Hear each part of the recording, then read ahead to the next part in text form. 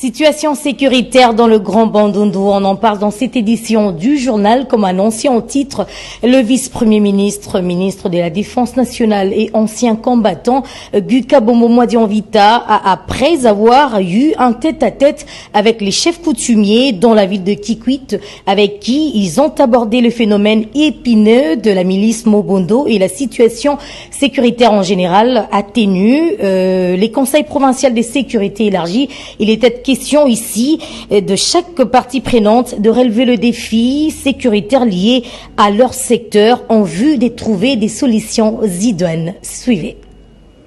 Trouver le nœud de la milice Mobondo et y défaire de manière définitive, cette question taraude l'esprit du VPM de la Défense nationale, Gukabombo Mwadianvita.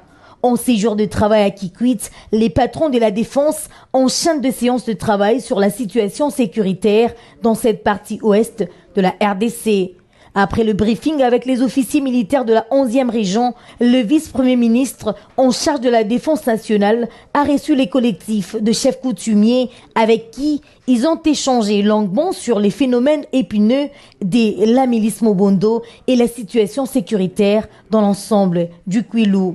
Les notables du Grand Bandundu ont manifesté leur gratitude au VPM de la Défense d'être venus chercher l'information à la source en vue de trouver des solutions idoines.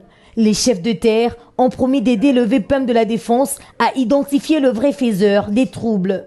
S'en est suivi le Conseil provincial de sécurité élargi où chaque partie prenante a relevé le défi sécuritaire lié à son secteur.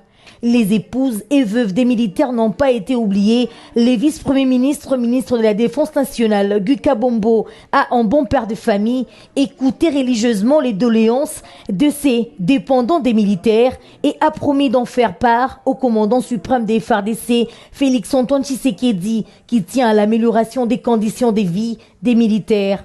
Homme des terrains, Gukabombo Mwadianvita s'est rendu dans différents établissements rattachés à la 11e région militaire, à savoir la messe des officiers, l'hôpital militaire régional de Kikwit et l'état-major 11e région où il a constaté le tas des délabrements avancés de ces infrastructures et l'insuffisance des équipements des bases. En outre, le camp militaire colonel EBA est victime des spoliations de ces terres par certains civils en complicité avec quelques autorités administratives.